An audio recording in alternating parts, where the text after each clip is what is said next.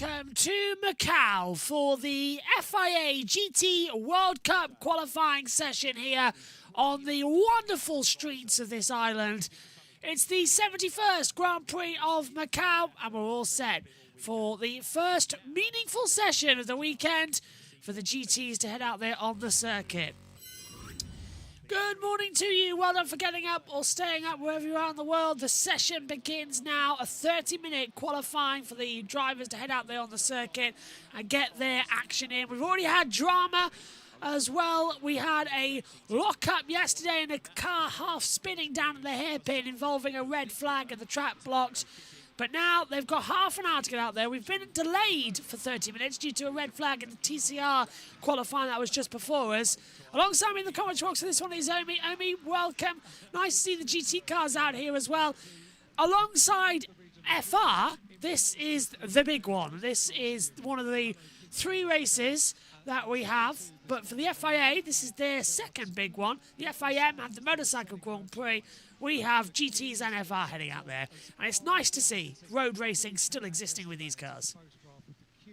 Yep, absolutely. It is great to see indeed. I currently don't have pictures, so I'll let you sort that bit out in terms of Discord having a you do have them open. So yeah, hopefully I can see them in a second. There we go. Out there on the circuit, 28 minutes, 20 seconds on the clock. And yeah, great to see them all out there. And it should be quite a lot of fun. Last year I prioritized sleep rather than watching any of this. I did the same because we were at Vegas as well. So we had it sort of on in the background, but that was a busy weekend covering Las Vegas as they fly through once again down the hill. So we've got a couple of the normal ones. This is effectively the FIA GT World Championship, but with Macau it's classified as a World Cup. It's a non-championship event, but we get more drivers coming in. Yiffy Yee's in here as well with Harmony Racing, the Ferrari 296 GT3. We see him down usually in the GT3s at Le Mans and in IMSA. It's just a sort of combination of everything thrown together. That's what we like about it.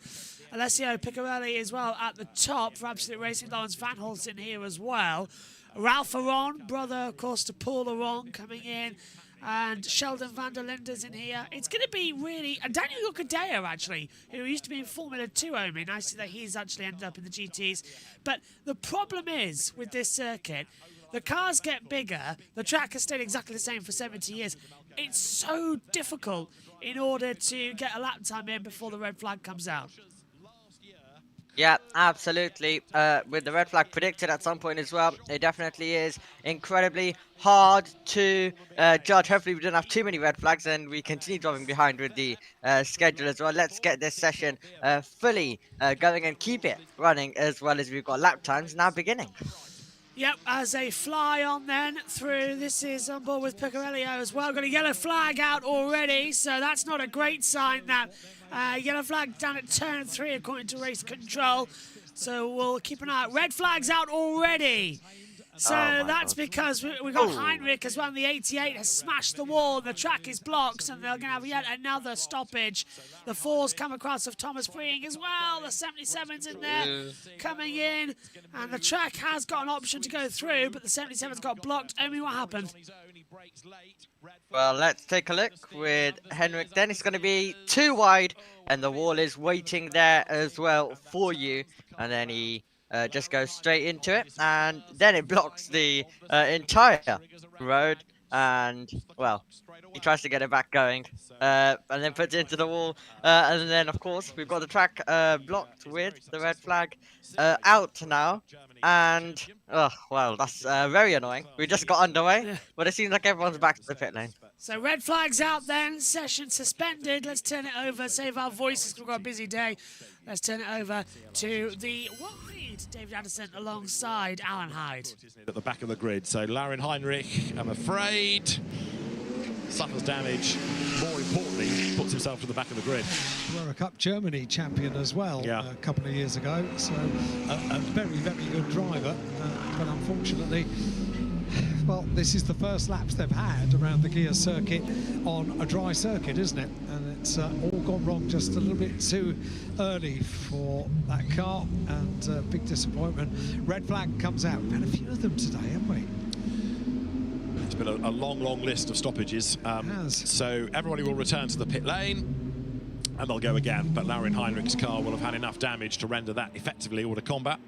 And the team then has a little work to do overnight to get that car ready once again. There's a bailout option at Lisboa. There is an escape road where you can, if you make the decision early enough, you're not going to make the corner, you can go down there, spin it round and get back onto the circuit. We had an absolutely textbook example of that yesterday by Maro Engel, who was able to go down the escape road, give it bag loads of right foot, turn it round and get it back on while everyone else was looking the other way.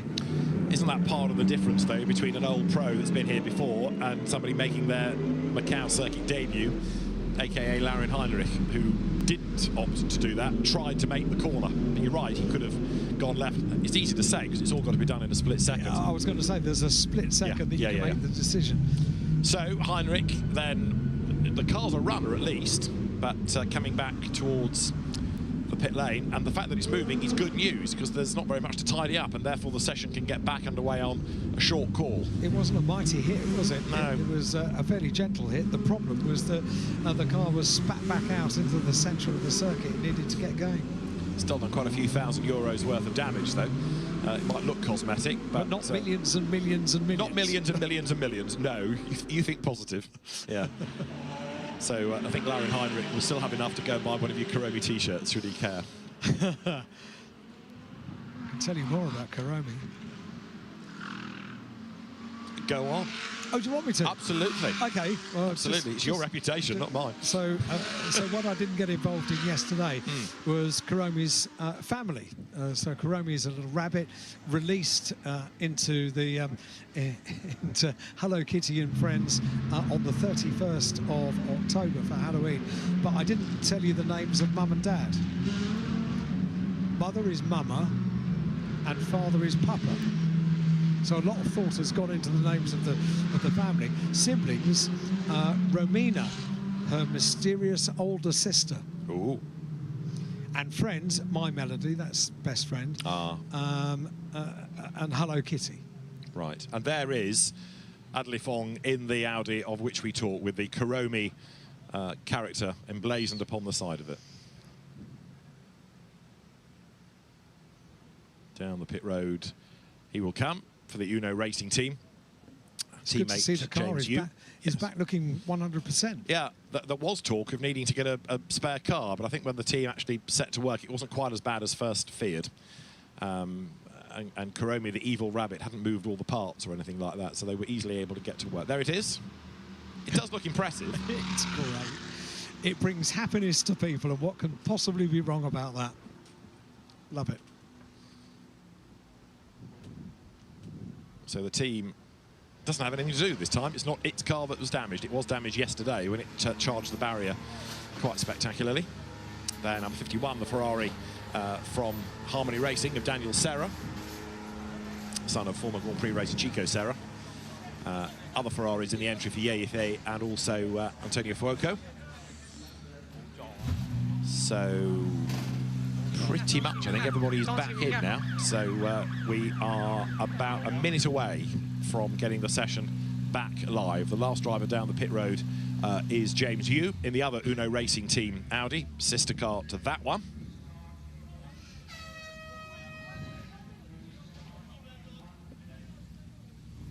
I was waiting for more rabbit fans. Well, no, sorry, I drifted off. I was thinking that I bought a T-shirt yesterday. Might wear it tomorrow. Excellent. Is that all right? Oh, yeah, absolutely. Like I say, we don't judge you. So, Adli Fong. And the model car. Oh, you bought that as well? Oh, right, OK. Yeah. Adli Fong, the driver. We'll see how far up the order he can get Kuromi once the light goes green. There is the Audi in question. And there's the rabbit on the side of the car. The other character being under the T of the tarmac works there. What, over here? Yeah. I'll tell you later. OK, more research needed, please. Yeah. Right, the Ferraris are good to go at the end of the pit lane.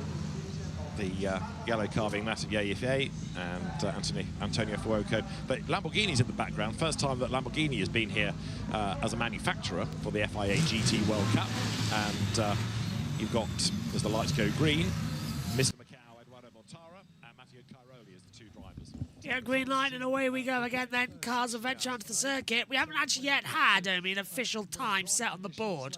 So we've got Raffaele Marcello on top, who was also back in F2 days. Yeah. But it's a bit ridiculous because it's not really it's a 3-minute lap and we just got 4 minutes in before the red flag came out. Everyone was on the lap time when they went out. Yeah, absolutely.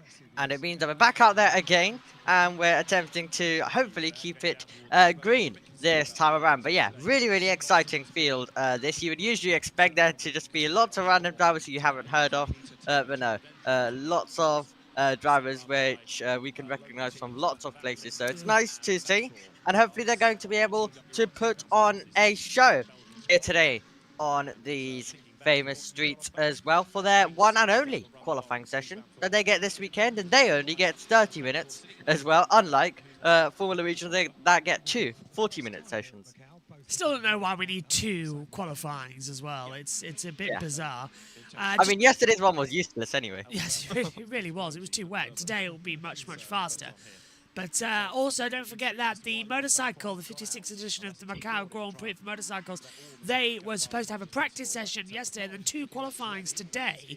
That would have been hell for me having to wake up to do it.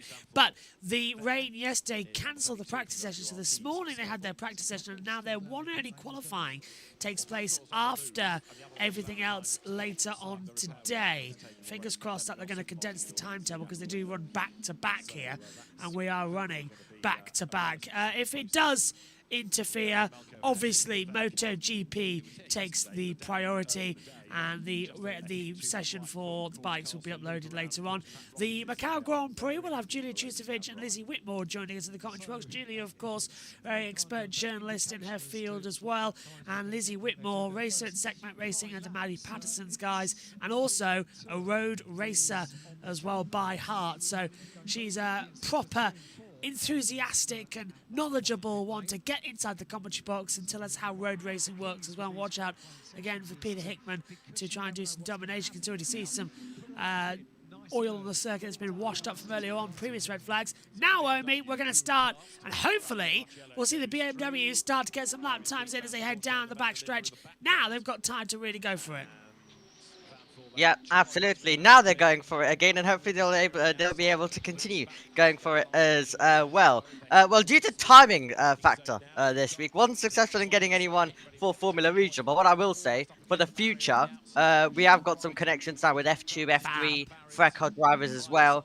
So that'll come in handy for podcasts or any other events throughout the year. Maybe where the timings are a little bit better as well. I was able to talk with a couple of drivers, so at least that's something. We've got a step closer with that as well. But right now, here with the GTs, they are currently pushing on. Improvements absolutely everywhere we look, and hopefully we're able to now keep it green, and we're hopefully able to get a time on the board. Van Hulst as well coming through, 49.031 in that first 2 sectors at the moment. Computer's putting him in first position. Sheldon van der Linde as well up 49.2, so he's 2 tenths down in that sector. Raffaele Marcialetto though as well, 49.016, so he's 15 thousandths of a second faster than Van Hulst. Second sector coming through, 118.034 in sector 3 as well. So Van Hulst's going really well at the moment. Now, purple sector times coming up for everybody on our screens, so they will be having improvements. You can see it on your timing screen. We've got the full opening because there's no driver tracker. For some reason, there's a yellow flag out there coming down into the hairpin. And now there's a green flag flashing, but there's no yellow flags that's showing on our timing monitors. Lawrence Van Hulst apparently has resumed, so I don't know why that computer thought that he was in trouble. We're watching him now on the circuit, Omi, but couldn't see any reason why there was a yellow flag there. Yellow flag's now out again. Oh, well, yellow flag's out. Let's see if they can complete it, first of all. Yellow flag is at turn 15. And it's a permanent... It's gone green. Thank God for that. So green flag has stayed out. Van Hulst across the line. So 218.131. Van der Linde second. 218.677. Marcialetto as well goes 218.650. Goes back up to second. Now we're seeing Sarah across the line in fourth. Mauro Engel across the line. Oh, hang on, that's the 99 who's hit the wall hard. That's the reason for the yellow flag. That's Julius Goldwyn as well, who's hit the wall and he's blocked the 89 now. And he's whacked the wall at me in that beautiful Mercedes.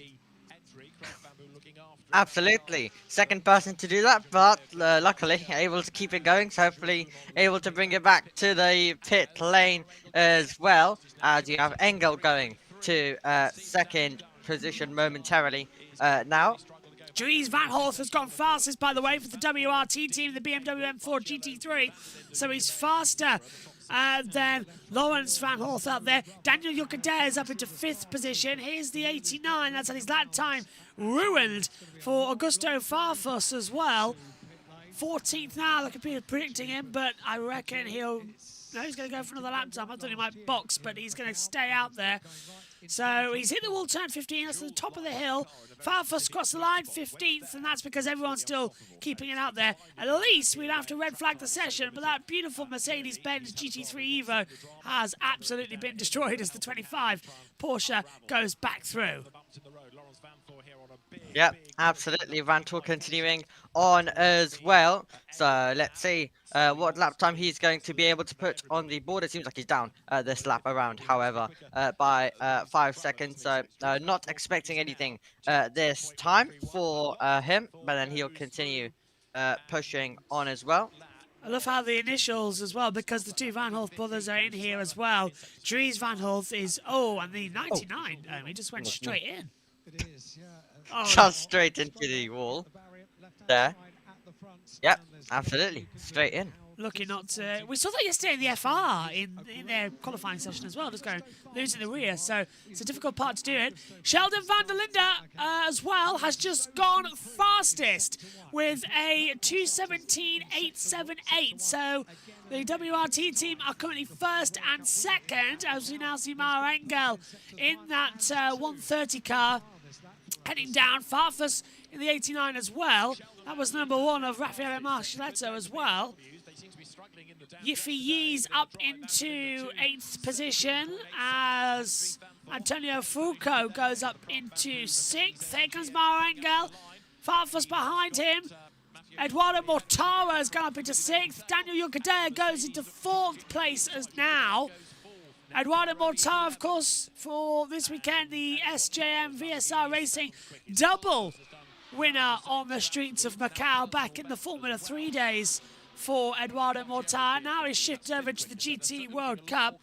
Absolutely fantastic ride as well. Augusto Farfus in that first sector was fastest. He's a second faster at the moment than Sheldon van der Linde and Dries Van Horst up towards the line. Van Horst as well, 15th at the moment. That's Lawrence. Here's Farfus across the line. Is he faster? He's kept that second ahead. Yes, he is. 2:16.814. 17 position fastest across the line. Pecorelli is up in 17th. Van Horst, though, 16th at the moment as they come through. And Alessio Pecorelli up into 12th. Lawrence Van Horst takes second position for Absolute Racing in the Porsche 911 GT3R. Well, good session so far, Omi, as we see Van Horst on our timing screens now. Yep, absolutely. Looks like so far it has been an absolutely incredible session as Vantor about to come over the line from 10th to 2nd position. Good lap there. So we've been going now for 20 minutes. The computer's not doing it. Dries Van Horst, BMW M4 GT3, absolutely flying out there in the 2 sectors. The gap is a 10th down at the moment, but that middle sector and this mini sector has been going faster. Over the line now. Antonio Foucault is about 10 seconds behind him. Van Horst goes fastest. That's Dries on top. Sheldon van der Linde goes up to 3rd position. Foucault across the line shortly. That was the 1 of Raffaele Marcialetto as well. Here comes Antonio Foucault. Come on, come on, come on. Timing screen's really like... Well, we'll wait. Here we go. Mauro Engel's out there too. Foucault goes 10th. As we wait, Mauro Engel's 2nd sector times fast.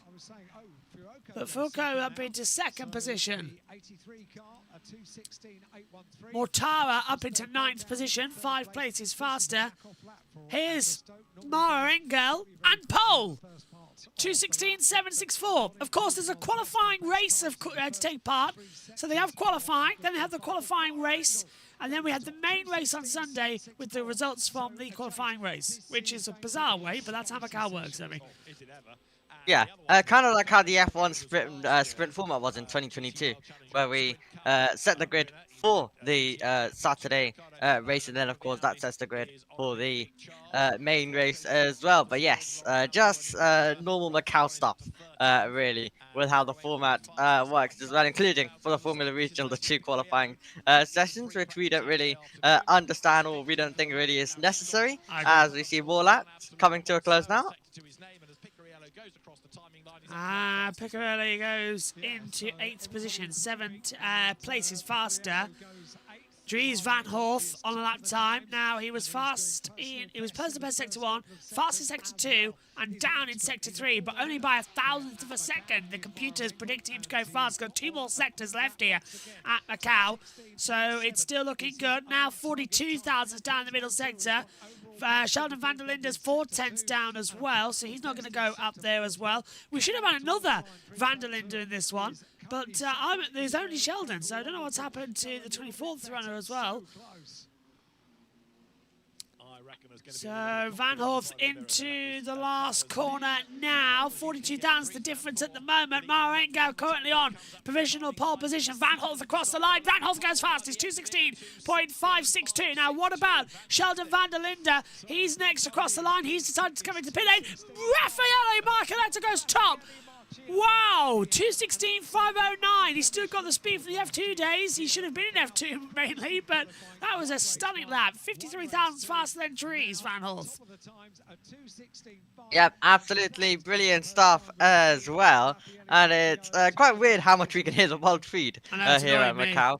I think as well, more than the engine sounds, unfortunately, so that's quite annoying. But yeah, still carrying the speed from the F2 days now with 13 minutes and 40 seconds. But it's great to see that we are getting lap times and we are getting a constant switch up at the front of the field. Yeah, unfortunately, right, the car, for some reason their idiotic microphones can't work out which is which and turn it back to the stereo. So unfortunately, even if we just listen, prevails, I think, are going to be rather more serious. You can barely hear them on the actual feed. 13 minutes, just. Yes, you can barely hear them on the actual feed as well. It's a really poor quality broadcast for the audio department as they fly down. So we're having sort of, oh, and there's debris there. That's where that Mercedes went into the wall beforehand. Do you know, we need some audio, but it's really annoying me. How bad it is. And there should be an option to turn it off, shouldn't there? That's if you don't want to listen to the it's an international broadcast. We might have a look at that ahead of tomorrow. If it's 71 years of Macau, but I did see a comment yesterday saying, well, the coverage hasn't improved much.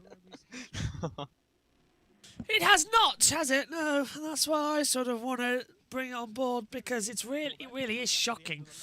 So Van Horth looking good in the exit. You can hit them a lot, can't you? It's really annoying coming into it. Because listen.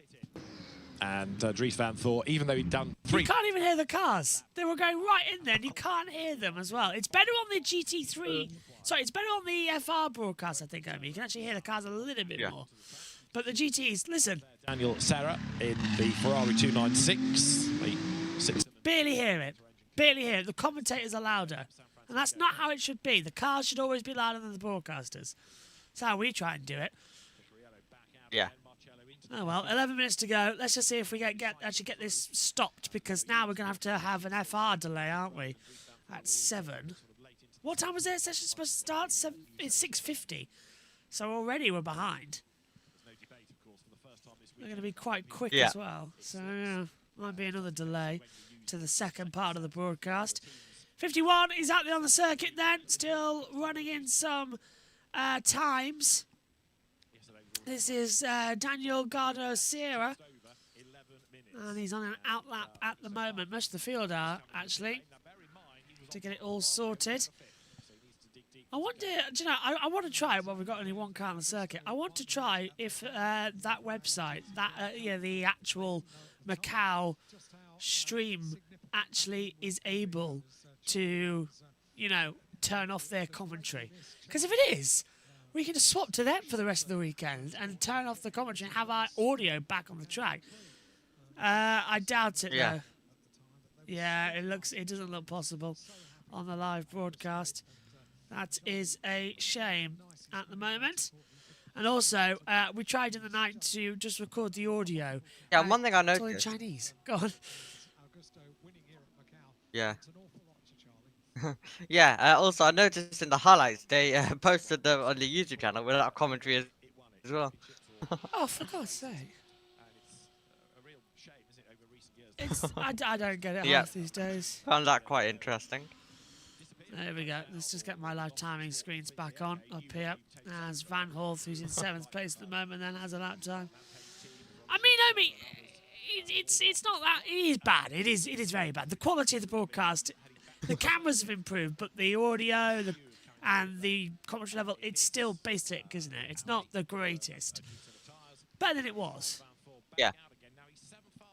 Yeah, definitely not the greatest as well. I remember I got very mad at cameras last year with what they were doing. Yeah. They have definitely got better though. They definitely have got better. But yeah, still not absolutely perfect with some of the cameras and what we get to see. I've just had a thought. What if I put it through two different bus mixers and try and isolate it? And there's a permanent yellow out of that part of the circuit. Okay. So. Heinrich is back. Finally. So they've managed to beat out that panel then and just get it back up into working order. Yeah, they've actually just duct taped it back together. Look at that. It's just duct tape on the front right-hand side. Fantastic. That's clever. Glued it together. Yeah. We've got the 99 as still having problems. But the Porsche, they hit the wall earlier on, the 88 of Heinrich, still doing well.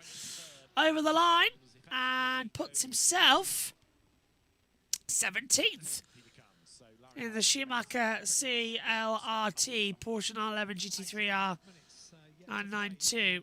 Into the pit lane to come Raffaele Marcoletto. How do you pronounce that last name? Because there's so many, isn't it? I think Raffaele Marcello as well. That's the other one I've just remembered as we ride on board with him now.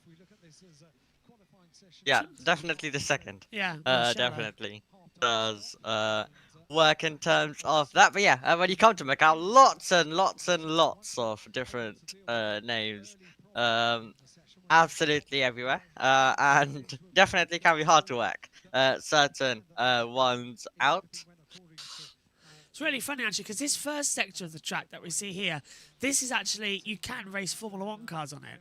This first sector, it's just the middle bit that it's so tight to the S's and maternity bends. You can't get anything through there. So sadly, from here onwards, you can't have a Formula 1 car.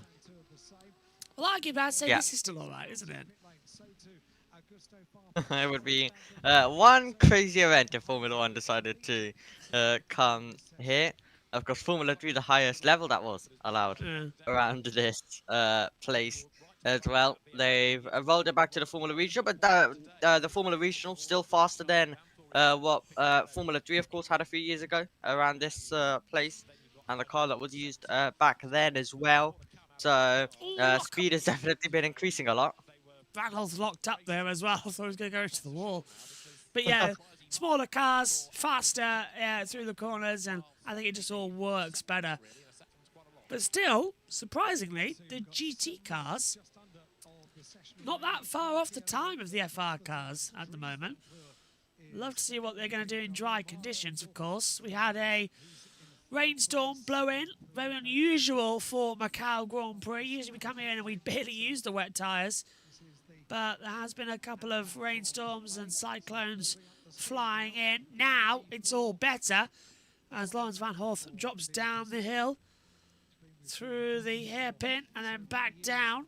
It's that bit that Formula 1 just can't do. No way they can get through that hairpin. Have to be reprofiled a lot. Yep.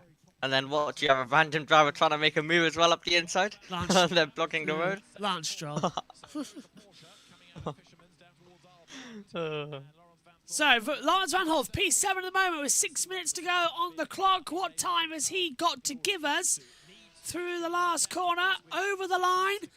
And we have a 2:17, 2:43. Yellow flags out, Omi.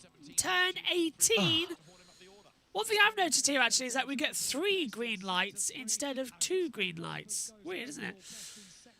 Green flag at turn 18, it says, but the yellow flag is still out here on the timing monitor for the GT World Cup. Green flag has now come out at turn 16 as well, so we can now stay good. That's down at the hairpin, Omi, that we were just commentating about. So they've got that through safely enough. Yeah, absolutely. Let's hope someone didn't decide to just stroll it up the inside of someone as well during this, which would be quite interesting if that happened, but probably a driver just running a little bit wide. Eduardo Mortara over the line stays in 11th position despite having a fastest 4th sector. He was 2.7 seconds down in that last one in sector 5, so I reckon he's backed off to push on this lap time again. 6th gear at over 260, 270 kilometers an hour as he heads down the back straight. This is Marshall point 6 now with Caroli and the Lamborghini number 19. I reckon he's the one who caused that yellow flag, Omi. Yellow flag's out. Okay, well, we're about to see now what caused the old the old yellow flag. And he did go into the wall. Ralph Ferron. So that's the number 7 of Ralph Ferron that's gone off. Yellow flag at turn 16 now, we're being told. That's red flag's out. Red flag. So with 4 minutes, 3:51 on the clock, outlap would be longer than that. That might be the end of the session. And Raffaele Marca, big accident down the back straight. Huge accident for a Lamborghini. And that's why the red flag's out. 2 wheels across the circuit. Drivers having to go through the debris zone as well. It's one of the Wolf entry cars as well coming through it. So he was in that sector. The session will not be restarted, we've been told, automatically from race control. The cars have actually stopped on the circuit and waiting to go. And one of the BMWs is having a bit of a stall. Mercedes goes through. That's a huge accident. Red flag, and the session will not be restarted. So that's going to be a delay as well to the FR's qualifying second session shortly. Big accident, though. How's he managed to do that? Looks like on the tyres there, Omi. He's drifted across the circuit on exit and hit the inside barrier. Yeah, definitely quite something then by the looks of things. Big incident as well for him as the rest of the field have to now try avoid the debris and make their way through as well. But yeah, a huge accident when we'll try identify who that was over there who had that incident. Camera screen has not told us who it was on the monitor. Eduardo Mortara knows he was on a fast lap time. Raffaele Marcia... try that again. Raffaele Marca... Nope, can't do it. Not Alex Jakes on that one. Raffaele Marcello. There we go. It's 6:20. It's 7:04 in the morning. We've only been up an hour. So Raffaele Marcello on pole position for the qualifying race tomorrow. Eduardo Mortara in 11th, going for another 3rd win here at Macau on the streets. Knows he has got a lot of work to do in the race tomorrow. So it says he does. What do you think of that one then, Omi? Well, yeah, he now finds himself with a chance tomorrow to make a lot of overtakes. But then the thing is, when you go for those overtakes, you probably find yourself in contact and you find yourself starting last in Macau. That's how it works. So he's gonna have to make his way up to the field tomorrow to have a chance. But at the same time, if you do try moves, you probably are going to be involved in a crash and you're going to finish that race and last and start all the way at the back. So it's risk questionable stuff for him. But yeah, it's really, this is the most important session in terms of deciding whether you have a chance of winning this or not. Computer telling us that it is Daniel Garardo Sierra in the 51 Harmony Racing Ferrari 296 GT3 that has gone off the road. but also then telling us, it must, no, that can't be right. There's another one stopped up there, but I reckon it's Luca Engsteller in the Lamborghini, because it was the Lamborghini that crashed that we saw, and he's in that part of the circuit. So I reckon it's Luca who's gone off in the 8 car. Yeah, I think it is Luca who has gone off there as well in the Lamborghini. So I think, yeah, he was the driver, we believe at least, involved until we possibly get other information with that one. So red flags out, the session will not be resumed. Let's pass over to the world feed, get the thoughts as well from David Addison and Alan Hyde. Nibble away and the positions change. Very, very impressive session, that. Indeed so. Benjamin Franasovici from SRO, the organising body behind the entry for the FIA GT World Cup there in the white shirt, just with Raffaele, and SRO, of course, Stefan Rattel's company, the architects of GT3 racing, which has been such an enormous success, and a huge amount of work goes into getting the right grid for this race, and that's in addition to all the other championships that SRO runs nationally, internationally, regionally, you name it, and it's quite a production. So the session not to be resumed. 4 minutes were on the clock, and it was the Luca Engsteller Audi that had that accident that has stopped qualifying in its track, sad to say. So everybody now heads not to the pit lane but to the paddock. Raffaele Marciello ends the session as the fastest then, from Dries van Thor, Mauro Engel third, Antonio Fuoco fourth ahead of Augusto Farfus and Sheldon van der Linde, with Laurens Vanthoor seventh, then Alessio Picariello, Ricardo Fellers Audi ahead of the sister car of Christopher Hauser. 11th quickest, Edo Mortara's Lamborghini, a rather miffed Mortara, ahead of the Ferrari of Yeye. Then it's Danny Junqueira, a bit further back than you might have expected, ahead of Thomas Preining, then Ralph Aron. Daniel Serra was only 16th, and Laurin Heinrich got out to do a lap to be 17th, ahead of Matteo Cairoli.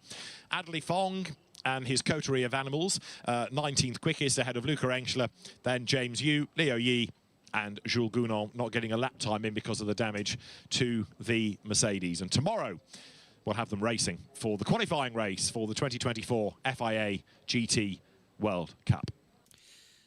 So we're in that delay now as well. Omi, final thoughts from you? Well, interesting GT qualifying session. At least we were able to get lots of running in there. At least we were able to get a battle for pole position. Fantastic qualifying. Should be a good race tomorrow.